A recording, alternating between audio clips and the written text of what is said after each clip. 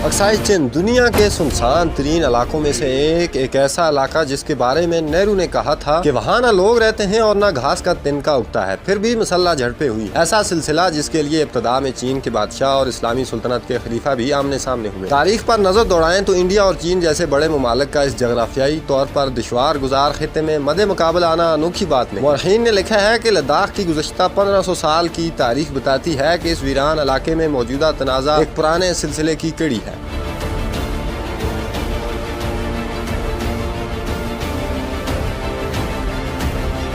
Aksai चीन का मतलब है सफेद पत्थरों का सहरा। दुनिया के बुलंद तरीन और दुश्वार गुजार पहाड़ी सिलसिलों में वाक़ा ये वो इलाका है जहाँ तिब्बत, लद्दाख और संगियांग की सरहदें मिलती हैं। इस सुनसान इलाके में कोई इंसानी आबादी नहीं। मुअर्रिख सुखदेव सिंह ने अपनी किताब जर्नैल जोरावर सिंह में लिखा है कि गिलगित बल्तिस्तान और लद्दाख 7वीं और 8वीं सदी में चीन, तिब्बत और खलीफा हारून रशीद की क़यादत में अरब सुल्तनत के दरमियान सियासी कशमकश का मरकज भी रहे हैं। अब्बासी खलीफा हारून रशीद की इस्लाम को मशरक में फैलाने की ख्वाहिश की वजह से यह इलाका इस्लामी सुल्तनत के लिए बड़ी अहमियत का अमल था, लेकिन 1803 में बाज़ंतीनियों के साथ दोबारा लड़ाई शुरू होने की वजह से खलीफा हारून रशीद की तवज्जो इस इलाके से हट गई और फिर जब 808 में दोबारा वस्ती एशिया में मुहिम का आगाज हुआ तो खलीफा हारून रशीद का उस दौरान इंतकाल हो गया और एक बार फिर वस्ती एशिया में अरब पेशकदमी मुअख्खर हो गई।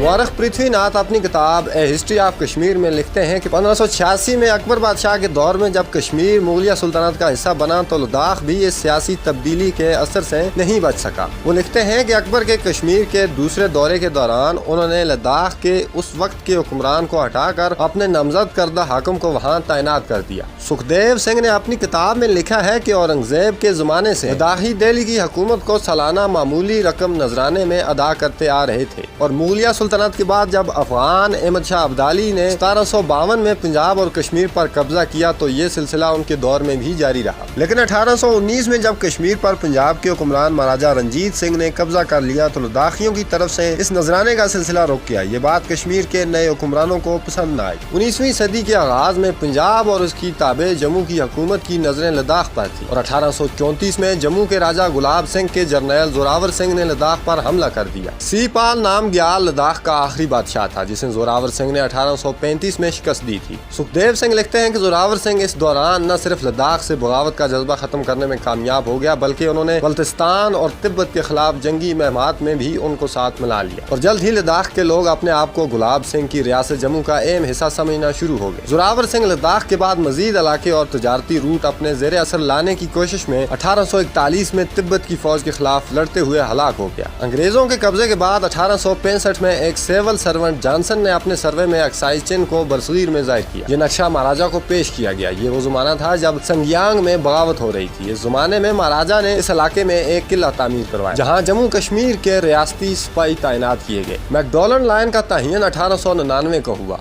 1908 को बरतानिया ने इस लाइन को सरहद तस्लीम कर लिया मगर इस दौरान मुख्तलिफ अदवार में जॉनसन लाइन का भी हवाला दिया गया। 1947 के बाद भारत ने जॉनसन लाइन को ही सरहदी लाइन करार दिया। 50 के अरसे में चीन ने तिब्बत और संगियांग को एक जमीनी रास्ते से जोड़ दिया। भारत को इस सड़क के बारे में 1957 को पता चला। चीन ने जॉनसन लाइन को मानने से इनकार किया और मैकडोनल्ड लाइन को हतमी लाइन करार दिया। इस इलाके में दोनों ममालिक किसी लाइन ऑफ कंट्रोल पर इत्फाक न कर सके। इसी सरहदी तनाज़ा को लेकर भारत और चीन के दरमियान 1962 में एक जबरदस्त जंग हुई। इस जंग में चीन ने जम्मू कश्मीर के इलाके अक्साई रीजन और भारत के अरुणाचल प्रदेश के एक बड़े हिस्से पर कब्जा कर लिया। ताहम चीन ने अरुणाचल प्रदेश से अपनी फौजों को वापस बुला लिया लेकिन अक्साई चीन पर अपना कब्जा जारी रखा। इंडिया का इल्जाम है कि चीन ने मुसलसल दखल अंदाजी से अपनी हदूद में इजाफा किया है। 1963 में जब पाकिस्तान और चीन में सरहदों का तयन हुआ तो पाकिस्तान ने मैकडोनल्ड लाइन को तस्लीम किया और कराक्रम की दाएं तरफ के इलाके पर चीन की हकमियत को कबूल कर लिया जबकि भारत ने इस लाइन को तस्लीम नहीं किया।